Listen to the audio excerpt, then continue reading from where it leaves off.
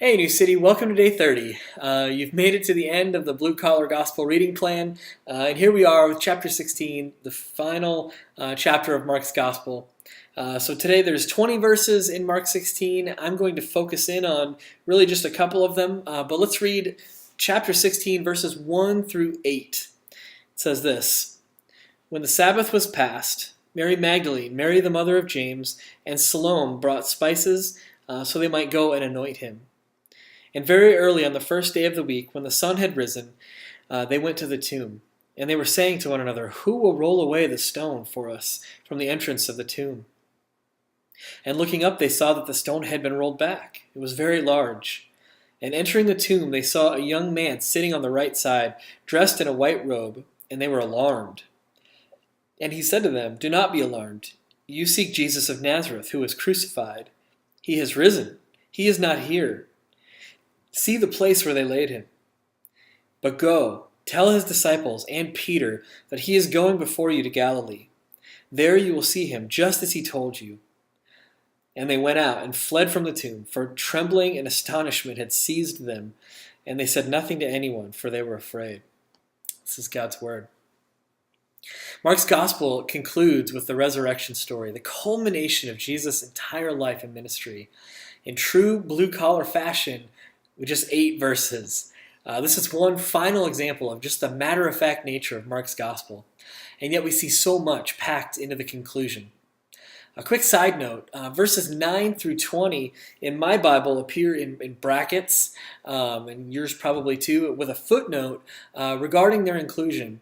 Many early manuscripts did not contain verses 9 through 20, though some of them do. I encourage you to research this for yourself in 2 ways. First, take some time to read the resurrection accounts of the other 3 Gospels and compare them to Mark 9 through 20. What do you see in the others that's similar? What do you see that's different?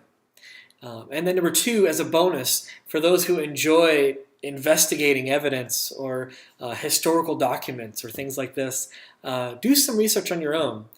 Google it. See whether you think verses 9 through 20 belong in this text or not. Either way, it's worth noting that as you read 9 through 20, you should take that with just an extra degree of caution and scrutiny as far as what it says there. So back to our story. The characters in this conclusion are Mary Magdalene, Mary the mother of James, and Salome. These 3 women were also the witnesses of Jesus' life. You can see that from Mark 15, verse 41. They were there to see his death, verse 40 in chapter 15, and they were there at his burial, verse 47 in the previous chapter. Mark 16:1 explicitly names the same women that were there for everything in this death and resurrection scene. So in first century culture, the witness of women was often discredited just based on their gender alone. And yet Jesus uses these women to be the first witnesses of his resurrection to the other disciples. Several times it says that the women saw, or they looked on, or they came to see Jesus during his death, his burial, and now in his resurrection. In verse 6, the man, or in several of the other Gospels, some places it calls him an angel, or there's 2 angels. And a quick thought about that, isn't it just a great blue-collar moment that Mark basically says, and then there was this dude that told them to, do whatever. I just love how the gospel story can be told in your own voice. That's just good news for us today. Anyway, so the man tells the women the good news. Jesus is not here, he is risen. And then he invites the women to see the place where they laid him, referring to Jesus' tomb. The invitation is to come and see it for yourselves. At New City, we have what we call come and see cards. They're just business cards that folks can take with them that have information about our Sunday services. And they're simply just an invitation to come and see.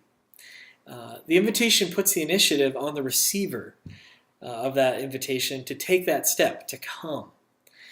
It also gives them the freedom to observe and decide for themselves. So the women at the tomb didn't have to take anyone's word for it. They were invited to decide for themselves whether Jesus' body was still in there or whether he was risen. Jesus is inviting you today.